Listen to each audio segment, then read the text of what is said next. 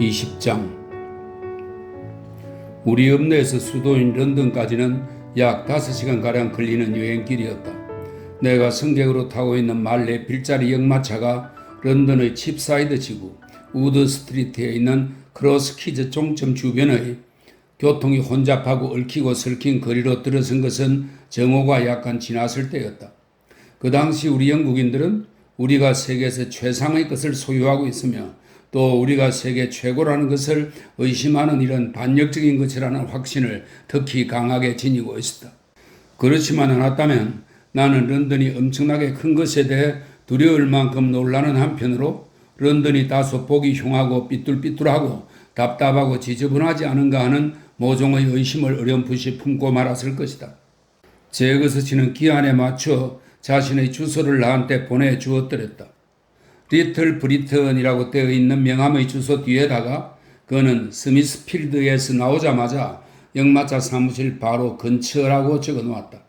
그럼에도 불구하고 기름때가 묻은 커다란 외투 위에 자기 나이만큼 많은 수의 어깨 망토를 겹겹이 걸친 것처럼 보이는 상마차 마부는 마치 나를 80km는 태우고 갈 예정인 것처럼 마차 안으로 나를 꽉꽉 밀어넣고는 종소리가 딸랑거리는 접이식 발판으로 내 주위를 에워싸듯이 막았다. 그가 마부석, 내 기억에 비바람으로 얼룩지고 좀벌레가 먹어 너덜너덜해진 연한 연두색의 낡은 마부석용 천이 무슨 장식처럼 깔려있던 그 마부석에 올라앉는 일은 그야말로 시간이 한참 걸리는 작업이었다. 훌륭한 마차였다.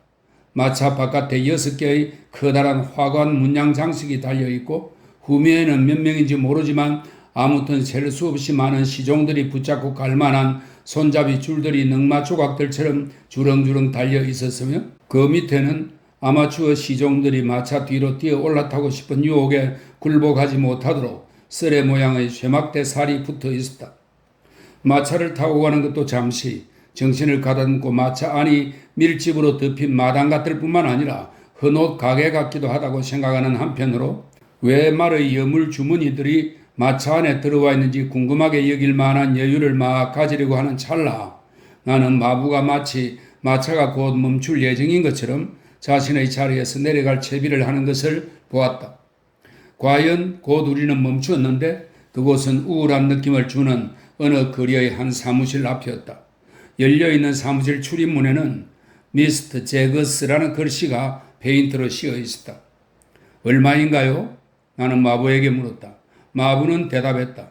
1실링입니다. 손님이 더 주고 싶다면 모르겠지만 말입니다. 물론 나는 더 주고 싶은 마음이 없다고 말했다. 그럼 1실링 주십시오. 마부는 말했다. 나는 공경에 빠지고 싶지 않습니다. 나는 저 사람을 알고 있으니까요. 그는 은밀한 태도로 제거스의 이름을 향해 한눈을 찡긋해 보이며 고개를 가로저었다. 1실링을 받은 마부가 다시 한참 시간이 걸려 마부석에 올라가는 작업을 완료한 뒤 떠나갔을 때 나는 내 자그만 여행 가방을 손에 들고 건물 입구에 있는 사무실로 들어가서 사무원에게 제거스 씨가 안에 계시냐고 물었다. 안 계십니다. 사무원이 대답했다. 그는 지금 법정에 나가 계십니다. 혹시 피입시가 아닌지요? 나는 그렇다는 표시를 했다. 방에 들어가서 좀 기다려달라고 제거스 씨께서 말씀을 남겨놓으셨습니다. 재판이 있기 때문에 제거스 씨께서는 얼마나 걸릴지 알 수 없다고 하셨습니다. 하지만 그의 시간은 매우 소중하므로 필요 이상 오래 걸리지는 않을 거라고 생각해도 틀림없을 겁니다.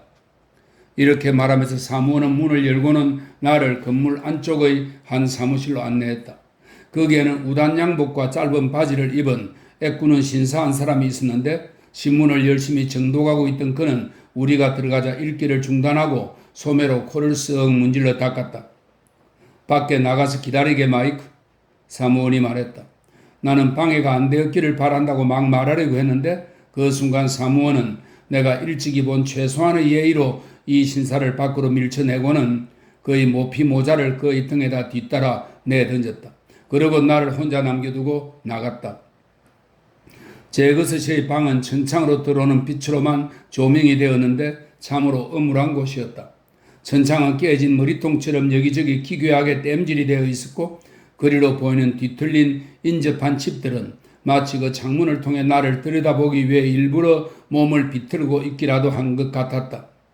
내가 예상했던 것만큼 그렇게 많은 서류들이 주변에 보이지는 않았다. 오히려 내가 예상하지 못했던 몇몇 이상한 물건들이 눈에 띄었다.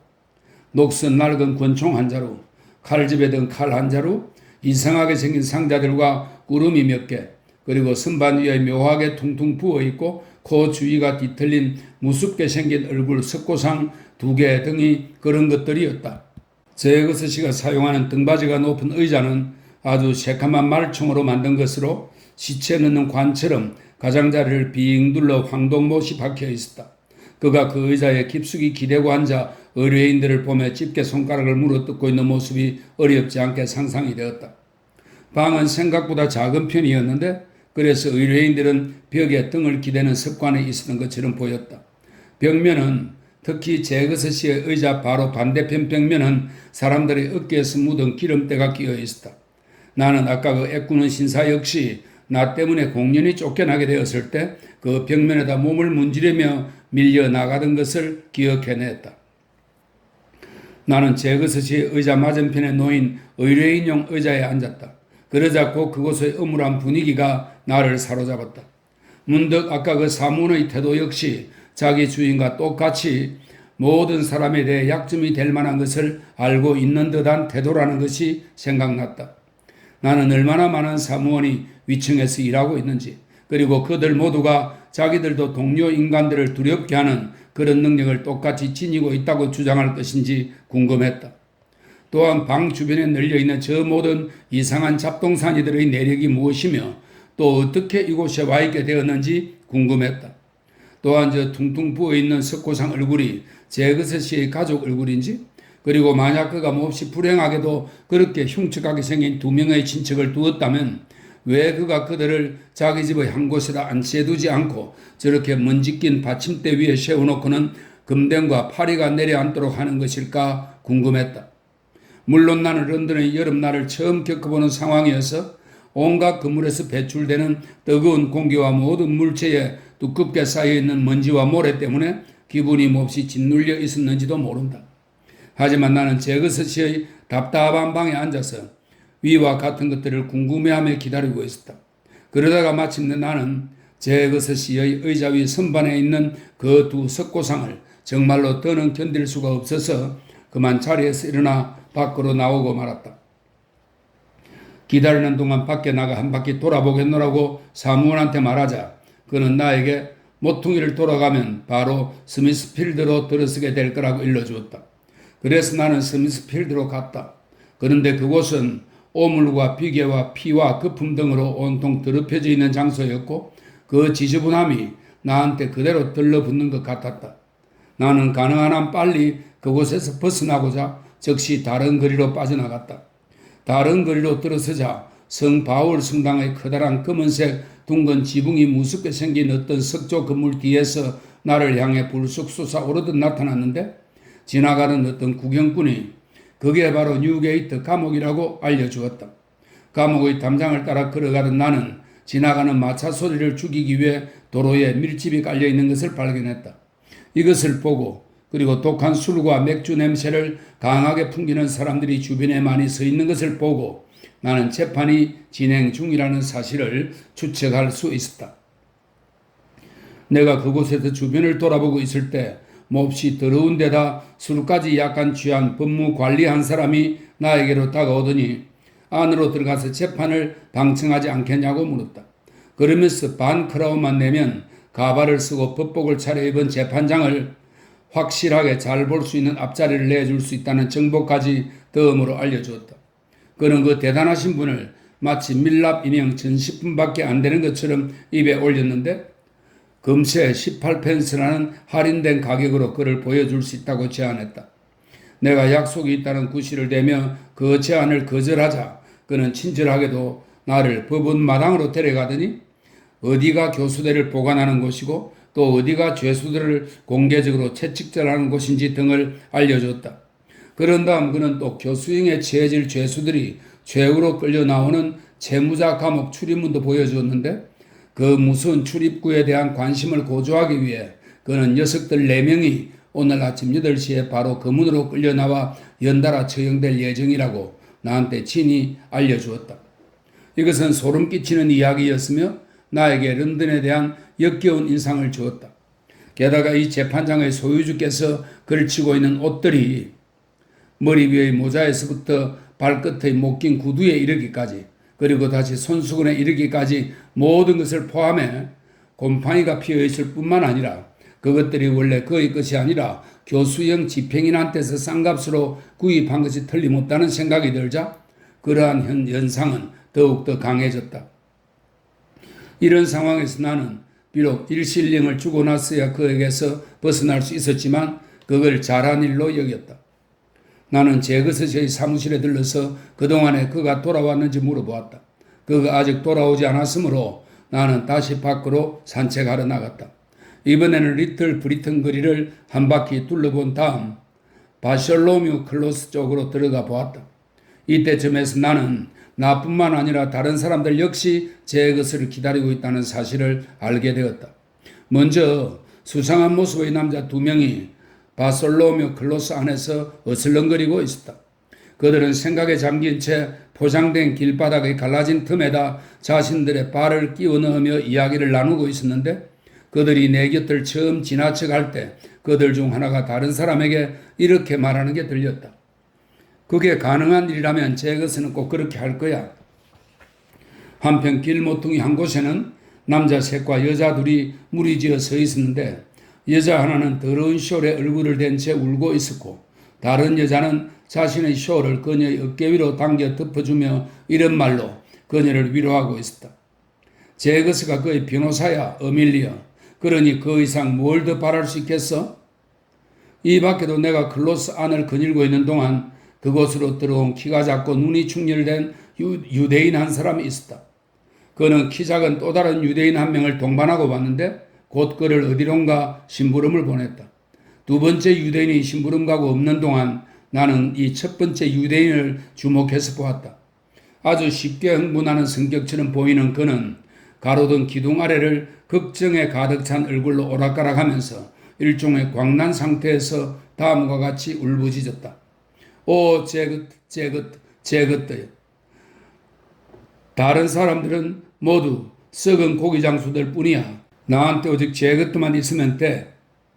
내 후견의 인기에 대한 이러한 증거들은 나에게 깊은 인상을 주었고 그래서 나는 전보다 더욱 감탄하고 놀라고 했다. 마침내 내가 바셜로뮤 클로스의 철문 앞에서 리틀 브리튼 쪽을 내다보고 있을 때 제거스가 나를 향해 길을 건너오고 있는 것이 보였다. 기다리고 있던 다른 사람들도 동시에 그를 보았고 모두들 그를 향해 달려가기 시작했다.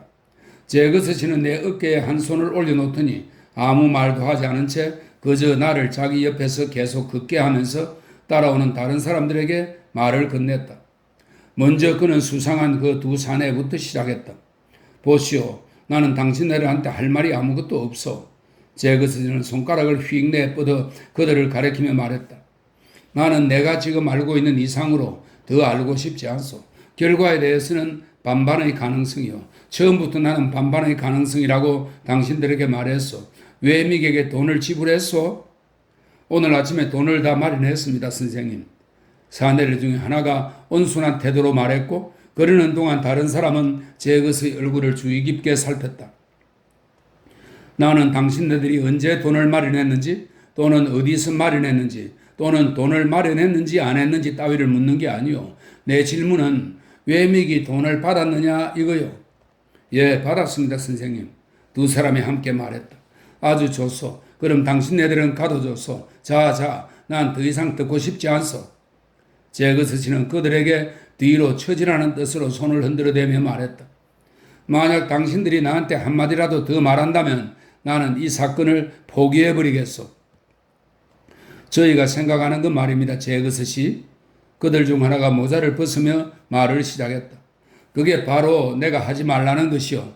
제거스 씨가 말했다. 당신네들이 생각한다고? 생각은 내가 하는 거요. 당신들을 위해서 말이요. 당신들한테는 그걸로 충분하오. 당신들이 필요할 경우 나는 당신들을 어디서 찾아야 하는지 알고 있어. 당신들이 나를 찾아올 필요는 없소. 자, 더 이상 듣고 싶지 않소. 한마디도 듣지 않겠소. 제거스 씨가 다시 그들에게 뒤로 처지라는 뜻으로 손을 흔들어대자 두 사내는 서로 얼굴을 쳐다보더니 겸손히 뒤로 물러났다. 그리고는 더 이상 아무 말도 하지 않았다. 자, 이제 당신네들, 제거스지는 갑자기 걸음을 멈추고는 쇼어를 두른 두 여자들에게로 돌아서며 말했다. 함께 있던 3명의 남자들은 이미 그녀들한테서 떨어져서 공손히 서 있었다. 오, 에밀리오로군. 그렇지? 네, 제거스 씨. 자네 기억하고 있나? 제거스 씨는 쏘아붙이듯 말했다. 내가 아니었다면 자넨 지금 여기에 있지도 않을 거고 또 있을 수도 없을 거라는 걸 말이야? 오, 그럼요, 선생님. 두 여자는 함께 큰 소리로 외쳤다. 하나님의 축복이 선생님께 내리시길 빌며 말씀드리건대 저희는 그걸 아주 잘 알고 있지요, 선생님. 그렇다면 제거스 씨는 말했다. 여긴 어째서 온 거지? 저희 빌 말이에요, 선생님. 울던 여자가 간청하듯 말했다. 자, 잘 듣게. 제거스 씨는 말했다. 마지막으로 분명히 말하겠네. 자네의 빌이 유능한 사람 손에 맡겨져 있다는 것을 자네 혹 모를지 몰라도 난 잘 알고 있네. 그런데 만약에 자네가 여기 와서 자네의 빌 문제로 귀찮게 군다면 나는 자네의 빌과 자네 모두 본보기로 크게 혼내줄 뿐만 아니라 자네의 빌을 내 손가락 사이로 빠져나가게 해버릴 것이네. 외믹에게 돈을 지불했는가? 오, 그럼요, 선생님. 한 푼도 빠짐없이 다 했답니다. 아주 좋아. 그러면 자네는 자네가 해야 할 일을 다 한 것이네. 자, 한마디라도, 단 한마디 말이라도 더 해보게. 그러면 외믹이 자네한테 돈을 돌려주고 말 것이네. 이 끔찍한 위협은 두 여자로 하여금 즉시 제거스 씨에게서 떨어져 나가게 했다. 이제 쉽게 흥분하는 그 유대인 외에는 아무도 남아있지 않았다. 그는 그동안에 이미 수차례나 제거스 씨의 외투자락을 들어 입술에 갖다 대었더랬다. 이 사람은 전혀 모르는 작자인데 제거스는 사람을 꼼짝 못하게 하는 그 똑같은 말투로 말했다. 이 친구는 뭘 원하는 거지? 친애하는 내 제거듯이 저는 아브라함 나자로, 즉 아브라함 나사로의 친형이 올시다. 그가 누구요? 제거스는 말했다. 내 외투를 놓고 말하시오. 소층이는 옷자락 끝에 한 번 더 입을 맞춘 뒤 외투를 놓으면서 대답했다. 아브라함 나사로라고 언제 식기류와 관련된 혐의로 잡힌 사람이 믿죠? 당신은 너무 늦었어. 제거스 씨가 말했다. 나 이미 저쪽 편에 서기로 했어. 하나님 앞서사 제거듯이 쉽게 흥분하는 그 사람은 얼굴이 하얗게 질리며 큰 소리로 외쳤다. 설마 당신이 아브라함 나사로의 반대편이라는 말씀은 아니겠죠? 아니, 반대편이라는 말이요. 제거스 씨는 말했다. 그러니 이야기는 끝났어. 비키시오. 제거듯이 자, 잠깐만요. 내 친사촌이 지금 이 순간 외믹 씨를 만나러 갔습니다. 그에게 어떤 금액이든 다 내겠다고 제안하러 말입니다. 제거듯이 잠깐만요. 당신이 저쪽 편에서 저희에게로 넘어올 친절을 베풀어 주실 수 있다면 값은 얼마든지 말씀하십시오. 돈은 전혀 문제가 되지 않습니다. 제거듯이 내 후기는 이 소층인을 지극히 무관심한 태도로 뿌리치고 떠나버렸다. 유대인은 포장된 길바닥 위에 남아 아직 그것이 숯불처럼 뜨겁기라도 한 듯이 벌쩍벌쩍 뛰어댔다. 우리는 더 이상 방해를 받지 않고 제거듯이의 사무실에 도착했는데 입구 쪽 사무실에는 아까 그 사무원과 모피모자의 우단 양복 차림의 그 남자가 기다리고 있었다. 여기 마이크가 왔습니다. 사무원이 자신의 걸상에서 내려와 제거스 씨한테 바짝 다가서며 은밀한 태도로 말했다. 오, 그래? 제거스는 그렇게 말하며 그 남자를 돌아보았는데 그는 마치 종치는 줄을 잡아당기는 수컷 울새의 피리시바도 같이 자기 이마 한가운데의 머리타래를 잡아당기고 있었다. 자네 정인을 오늘 오후 데리고 오라고 했지? 그래, 어찌 됐나? 글쎄요, 제거스 씨. 마이크라는 사람은 체질적인 감기 환자의 코맹맹이 소리로 대답했다. 굉장히 고생한 끝에 쓸만한 사람을 하나 찾아왔습니다요, 나리. 그자는 뭘 증언할 준비가 되어 있나? 글쎄요, 제거스 씨. 마이크는 이번에는 모피 모자에다 코를 문질러 대면서 말했다. 일반적인 것으로 아무거나요. 제거스 씨는 갑자기 아주 노한 얼굴이 되었다. 이봐, 내가 전에 경고했지. 그는 겁에 질린 의뢰인을 집게 손가락을 휙 내뻗어 가리키며 말했다. 만약 너가 여기서 감히 그런 식으로 말을 한다면 본보기로 크게 혼날 줄 알라고 말이야. 이 비르미글 악당놈, 감히 나한테 그런 식으로 말하다니. 의뢰인은 겁먹은 얼굴이었지만 동시에 자신이 뭘 잘못했는지 모르는 듯이 당혹스러워하는 표정이었다. 이 멍청아, 사무엘이 나지막한 목소리로 말하며 그를 팔꿈치로 훅 찔렀다. 이 돌대가리야, 그런 말을 그렇게 대놓고 떠벌리면 쓰겠냐? 자, 이 얼간이 바보 녀석아, 마지막으로 한 번 더 묻겠다. 내 후견인은 아주 엄한 얼굴로 말했다. 네 놈이 이리 데리고 온 사람은 뭘 증언할 준비가 되어 있느냐? 마이크는 마치 내 후견인의 얼굴에서 어떤 가르침을 읽어내기라도 하려는 듯이 열심히 그를 쳐다봤다. 그러더니 천천히 대답했다. 피고의 인격이나 아니면 문제의 그날 밤 피고와 헤어지지 않고 내내 함께 있었다는 것을 증언할 수 있습니다요. 자, 조심해서 말하게. 그자는 어떤 일에 종사하는 사람인가? 마이크는 자기 모자를 한번 바라보고 사무실 바닥을 바라보았다. 그리고 천장을 바라보았다가 이어 사무원을 바라보았다. 그러더니 심지어 나까지 한번 바라보고 나서는 불안한 태도로 대답하기 시작했다. 그의 옷차림은 무엇처럼 보이도록 꾸몄냐면요. 그 순간 내 후견인이 다시금 호통을 쳤다. 무엇이 어째? 이놈 너 또 그럴 거야, 응? 이 멍청아. 사무원이 다시 한번 팔꿈치로 쿡 찌르며 덧붙였다. 마이크는 절망적인 얼굴로 얼마 동안 빙 둘러보다가 문득 얼굴이 환해지며 다시 말을 이었다. 그는 점잖은 파이 장수처럼 옷을 입고 있습니다요. 일종의 과자 장수처럼 말입니다. 그가 지금 여기 와 있나? 내 후견인이 물었다. 길모퉁이 돌아 어느 집 문간 청계에 앉아 있으라고 왔습니다요. 마이크가 대답했다. 그를 데리고 저 창문으로 지나가게 해. 내가 좀 볼 수 있도록. 제거스지가 가리킨 창문은 사무실 창문이었다. 우리 세 사람은 모두 그리로 가서 쇠줄로 된 차양 뒤에 섰다. 곧 우리의 의뢰인이 짧은 흰 아마포 양복에 종이 모자를 쓴 살인자 같은 인상의 키 큰 사람 하나를 우연인 듯 창문 앞으로 데리고 지나가는 게 보였다. 아무것도 모르는 이 과자 상인이라는 작자는 결코 맑은 정신처럼 보이지 않았으며 한쪽 눈두덩에는 비록 분을 발라놓긴 했지만 푸르스름하게 멍든 자국이 남아있었다. 저놈한테 당장 그의 정인을 데리고 꺼지라고 말하게. 내 후견인은 극도로 역겨운 듯이 사무원에게 말했다. 그리고 도대체 무슨 뜻으로 저런 작자를 데리고 왔냐고 물어보게. 그런 뒤 내 후견인은 나를 자기 사무실로 데리고 갔다.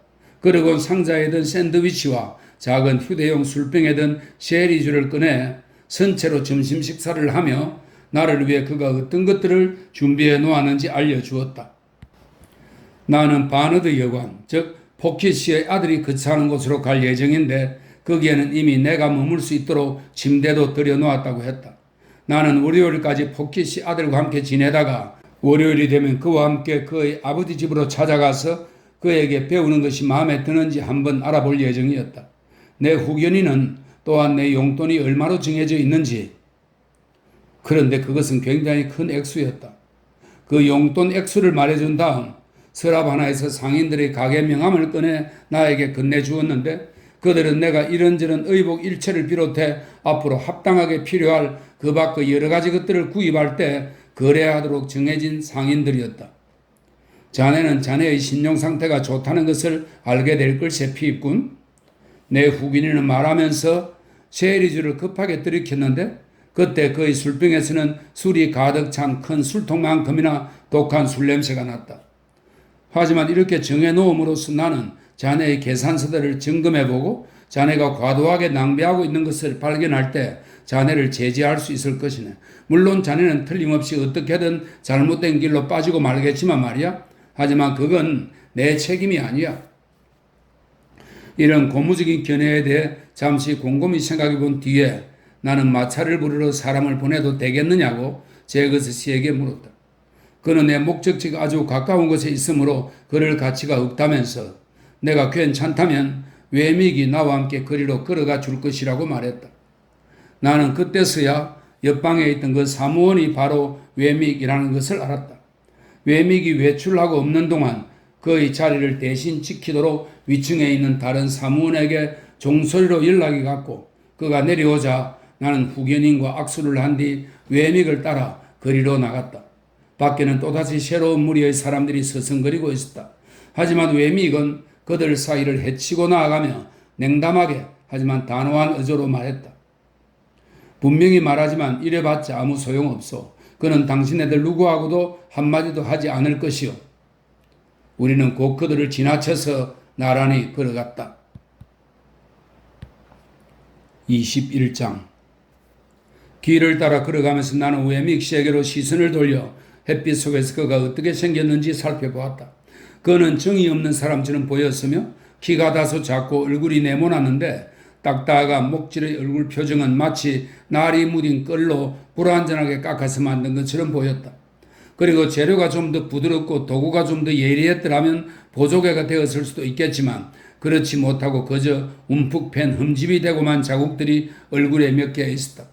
그런 장식적 시도의 흔적이 그의 코에도 서너 군데 있었는데 그의 얼굴을 깎던 끌이 그것들을 매끄럽게 다듬으려는 노력을 하지 않은 채 그냥 일을 포기해버리고 만 것 같은 형상이었다. 나는 그의 셔츠 상태가 달아 해진 것을 보고 그가 독신이라고 판단했는데 그는 상당히 여러 번 사별을 당한 사람처럼 보였다. 왜냐하면 그는 유골단지가 놓인 무덤 앞에 여인과 수양버들이 있는 그림이 새겨진 상복용 브로치 말고도 최소한 4개는 되는 추모 반지를 손가락마다 끼고 있었기 때문이다. 나는 또한 그의 시계줄에 반지와 인장들이 여러 개 매달려 있는 것을 보았는데 마치 고인이 된 친지들의 유품이 나에게는 넘쳐나는 듯한 느낌이었다. 그의 두 눈은 반짝반짝거렸으며 작고 날카롭고 까만 눈이었다. 옆으로 길게 벌어진 얇은 입술에는 얼룩덜룩 반점이 있었다.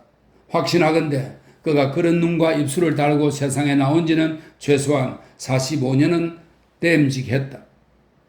그러니까 당신은 전에 런던에 와본 적이 전혀 없는 건가요? 웨믹 씨가 나에게 물었다. 예, 나는 말했다. 나도 한때는 그랬죠. 웨믹 씨는 말했다. 지금 생각하려니 참 묘한 느낌이군요. 이제는 런던을 훤히 잘 알고 계시겠죠? 아, 그럼요. 웨믹 씨는 말했다. 나는 런던이 돌아가는 사정을 잘 알고 있죠. 런던은 아주 사악한 곳인가요?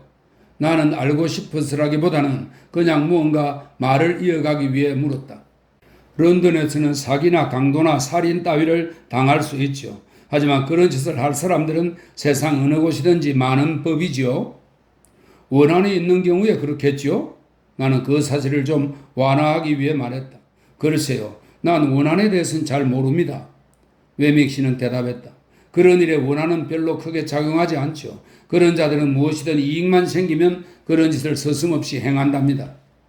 그건 더욱 고약한 얘기로군요. 그렇게 생각합니까? 웨믹 씨는 대답했다. 내가 보기엔 거의 마찬가지 얘기 같은데요. 그는 모자를 머리 뒤쪽으로 젖혀 쓴 채 앞을 똑바로 바라보며 걸어갔는데 마치 그의 주의를 끌만한 것이 길거리에는 아무것도 없다는 듯한 자족적인 태도였다. 그 옆으로 길게 벌어진 입은 너무나도 우체통 구멍처럼 생겨서 그냥 가만히 있어도 자동적으로 미소를 띤 얼굴처럼 보였다. 하지만 우리가 홀본 힐의 꼭대기에 도착할 때까지도 나는 그게 그저 기계적으로 나타나는 표정일 뿐 그가 전혀 미소를 띠고 있지 않다는 사실을 알아차리지 못했다. 매슈 포키 씨가 사시는 곳을 아십니까? 나는 웨믹 씨에게 물었다. 예, 압니다. 그는 말하며 그쪽 방향으로 고개를 끄덕여 보였다. 런던 서부의 해머 스미스라는 곳에 살지요? 여기서 뭔가요? 글쎄요, 8km 정도 될 겁니다. 그분을 아십니까? 이런, 당신은 반대신문을 아주 잘하겠군요. 웨믹 씨는 칭찬하는 듯한 태도로 나를 바라보며 말했다. 예, 그를 압니다. 잘 알지요. 이 말을 하는 그 여투에는 경멸 내지는 용인의 태도가 섞여 있었으며 그것을 본 나는 약간 낙담한 기분이 되었다. 나는 계속해서 곁눈질로 나무토막 같은 그의 얼굴을 바라보며 혹시라도 그 문제에 대해 고무적인 언급을 덧붙이지 않나 하고 기다렸는데 순간 그가 바너드 여관에 도착했다고 말했다. 내 낙담한 기분은 그 선언으로 인해 전혀 호전되지 않았다. 왜냐하면 나는 이 숙박시설이 바너드 씨가 운영하는 호텔로서 그에 비하면 우리 읍내의 벌르보의 여관은 그저 선술집에 불과한 그런 곳일 거라고 짐작했는데 그게 전혀 아니었기 때문이다.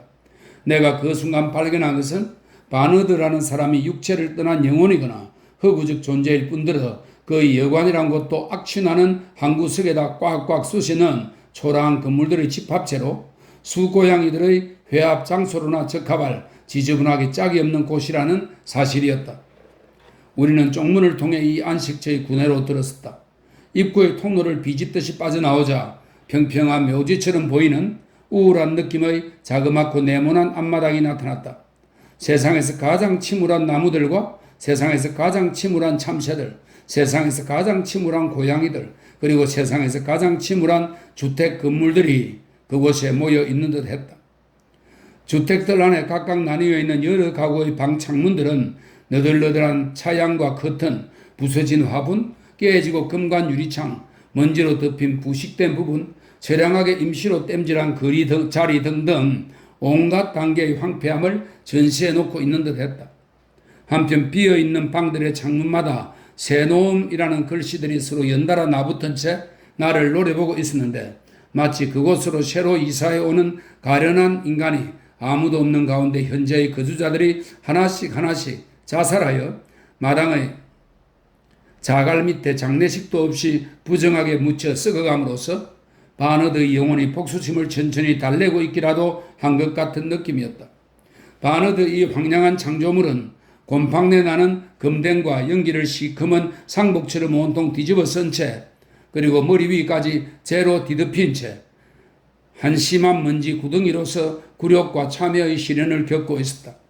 내 눈에 비친 모습들이 이런 것들이라면 다른 한편으로 방치된 지붕과 지하실 등에서 썩고 있는 메마른 부패물과 습기 찬 부패물들, 그리고 온갖 소리 없는 부패물들, 집쥐, 생쥐, 벌레 따위의 부패물과 바로 그 근처에 붙어있는 역마차 마구간의 부패물 등 이 내 후각 쪽을 살며시 자극하며 바너드 특유의 혼합 제품을 한번 써보세요 하고 신음하듯 속삭이고 있었다. 큰 유산 상속 가능성의 첫 번째 실험은 이렇게 너무나도 불완전한 것이어서 나는 몹시 낙심한 얼굴로 웨믹 씨를 바라보았다. 그는 내 표정을 잘못 해석하며 말했다. 좀 한적한 곳이라 고향 생각이 나는가 보군요. 나도 그렇답니다. 그는 나를 데리고 구석진 곳으로 들어가서는 청계, 내가 보기에 계단들은 천천히 톱밥이 되어 무너져 내리고 있는 듯 했다. 그래서 어느 날인가는 위층 주민들이 문을 열고 나왔을 때 밑으로 내려갈 수단이 없어진 것을 발견하게 되고 말 것 같았다. 나는 그런 층계를 딛고 위로 올라갔다. 그리고 맨 꼭대기층에 있는 집으로 나를 안내했다. 미스터 포키 리셰라는 글씨가 문에 페인트로 씌어 있었는데 우편함 위에는 금방 돌아옴이라는 쪽지가 붙어 있었다. 그는 당신이 이렇게 일찍 도착하리라고는 아마 생각하지 못했을 겁니다. 웨믹 씨는 설명하듯이 말했다. 내가 더 이상 필요 없겠지요? 네, 감사합니다. 나는 말했다. 내가 현금을 관리하고 있으니까. 웨믹 씨가 말했다. 아마 우린 틀림없이 꽤 자주 만나게 될 것입니다. 안녕히 계십시오. 안녕히 가십시오. 나는 손을 내밀었다. 그러자 웨믹 씨는 처음에는 내가 무언가를 원한다고 생각하는 것처럼 내 손을 그냥 쳐다보기만 했다. 그러다가 다음 순간 나를 바라보고는 자신의 착각을 바로잡으며 말했다. 그렇지요? 예, 악수하는 습관이 있는가 보군요. 나는 다소 당황하면서 악수하는 것이 런던에서는 유행이 아닌 게 틀림없구나 하고 생각했다. 하지만 어쨌든 그렇다고 대답했다. 나는 그 습관을 거의 버리다시피 했답니다. 웨믹 씨는 말했다. 마지막 순간을 제외하고는 말입니다. 하지만 오늘은 물론 다르지요. 이렇게 알게 되어 매우 기쁩니다. 그럼 안녕히 계십시오. 그가 나와 악수를 나누고 떠나간 뒤 나는 계단의 창문을 열어보았는데 하마터면 머리가 잘려 나갈 뻔했다. 창문을 붙들으면 줄이 썩어 문드러진 탓에 창문이 단두대처럼 아래로 떨어져 내렸기 때문이다. 하지만 다행히도 창문이 너무나 빨리 떨어지는 바람에 나는 고개를 밖으로 미쳐 내밀지 못한 상태였다. 이렇게 화를 면하고 나자 나는 먼지가 두껍게 낀 창문을 통해 여관의 경치를 뿌옇게 내려다보는 것으로 만족했다. 그러곤 어물한 얼굴로 밖을 내다보며 스스는 런던은 결단코 과대평가되었다고 혼자 중얼거렸다. 금방이라는 말에 대한 포키 2세의 개념은 내가 지닌 개념과는 달랐다. 내가 30분 동안이나 밖을 내다보며 거의 미칠 정도로 안달복달 하다가 창문의 모든 먼지 낀 유리창마다 손가락으로 내 이름을 몇 번씩이나 써대고 난 뒤에야 비로소 계단을 올라오는 발소리가 들려왔다. 잠시 후 모자, 머리, 장식용 넥타이, 조끼, 바지, 그리고 목이 긴 구두 등의 순으로 나와 비슷한 신분의 사회 구성원 한 사람이 내 눈앞에 차츰 모습을 드러냈다. 그는 양쪽 겨드랑이에 종이 봉지를 하나씩 끼고 한 손에는 딸기 바구니를 하나 든 채 숨을 헐떡이며 올라왔다. 피입시지요? 그가 말했다. 복귀시지요? 내가 말했다. 아이고 이런, 그는 크게 외쳤다. 이거 정말 너무 미안합니다. 하지만 나는 댁내 고장 그 지역에서 정오 출발 마차가 있다는 걸 알고 있어서 댁이 그걸 타고 올 거라고 생각했답니다. 그리고 사실 나는 댁을 위해서 나갔다 오는 길이랍니다.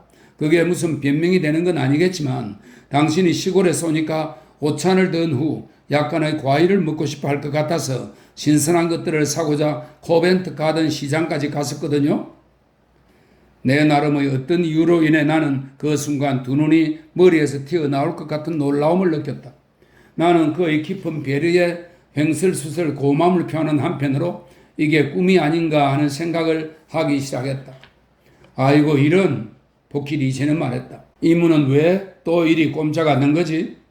그가 겨드랑이에 종이봉지를 그대로 낀 채 문과 씨름하느라 과일을 급속도로 이기고 있었으므로 나는 종이봉지들을 내가 들고 있어도 되겠느냐고 물었다. 그는 흔쾌한 미소로 승낙하며 그것들을 나에게 내주었다. 그리고 마치 문이 사나운 맹수라도 되는 것처럼 문과 격투를 벌였다. 그러다 마침내 문이 갑자기 확 당겨지며 열렸으므로 그는 뒤로 비틀거리며 나에게 부딪혔고 그 바람에 나도 뒤로 비틀거리며 반대편 문에 부딪혔다. 그리고 우리 둘은 큰 소리로 웃었다. 하지만 나는 여전히 두 눈이 머리에서 튀어나올 것 같은 놀라움과 이게 꿈임에 틀림없다는 느낌에 사로잡혀 있었다. 자, 어서 들어오세요. 복희 리체는 말했다. 내가 안내를 좀 해줘도 괜찮겠지요? 가구나 세간이 별로 없긴 하지만 당신이 월요일까지는 그런 대로 잘 견뎌낼 수 있으리라 생각해요. 우리 아버지께서는 당신이 내일 아버지 자신보다는 나하고 보내는 게 더 즐거울 것이며 또 당신이 런던을 좀 돌아다녀 보고 싶어 할 거라고 생각하셨어요. 난 정말로 당신에게 런던 구경을 시켜주는 걸 아주 기쁘게 여길 것입니다. 우리가 먹을 식사에 대해서 말하자면 내 예상으로는 당신은 그게 그리 나쁘지 않다는 것을 알게 될 겁니다. 이 근처 커피하우스에서 시켜다 먹을 테니까요. 그런데 당연히 덧붙여 말해야 하는 것으로서 그건 다 당신의 비용으로 시키는 것이며 모두 제거서시의 지시에 따른 것이랍니다. 우리의 숙소에 대해 말하자면 결코 훌륭하다고 할 수 없는 곳인데 그건 나 스스로 생활비를 벌어서 사는 데다가 우리 아버지께서 아무것도 도와줄 수 없기 때문이죠. 뭐 아버지께서 도와줄 수 있다고 해도 나는 받지 않을 테지만요. 자, 여기가 거실입니다. 보다시피 그저 우리 집에서 여분으로 내줄 수 있는 의자와 식탁과 카펫 몇 가지 뿐입니다. 식탁부와 숟가락과 양념병 등까지 내가 다 갖추어 놓은 거라고 생각하지는 말아요. 그것들은 커피하우스에서 당신을 위해 가져온 거랍니다. 여기는 내 작은 침실입니다. 좀 귀퀴하지요. 하지만 바너드 여관 자체가 귀퀴한 곳이랍니다. 이게 당신이 쓸 침실입니다. 가구는 당신을 위해 임대한 것인데 그런 대로 적당할 것이라고 믿습니다. 하지만 무엇든지 더 필요한 게 있으면 내가 가서 구해올 테니 말하세요. 여기는 방들이 외진 편이라서 우린 거의 둘이서만 지내게 될 겁니다. 하지만 아마 싸울 일은 없을 겁니다. 그런데 아이고 이런 용서해 주세요. 당신한테 그 과일을 내내 들고 있게 했군요. 어서 그 봉지를 나한테 주세요. 이거 정말 부끄럽습니다. 나는 복희 리체를 마주보고 서서 과일 봉지를 그에게 건네주었다. 하나 둘 순간 깜짝 놀라는 표정이 즉 내 눈에 이미 나타나 있다는 것을 나 자신도 잘 알고 있는 그 놀라운 표정이 그의 눈에 떠오르는 게 보였다. 그는 뒷걸음질 치며 말했다. 하나님 맙소사, 넌 바로 그 어슬렁거리던 아이 아니야? 그리고 나는 말했다. 바로 그 창백한 어린 신사고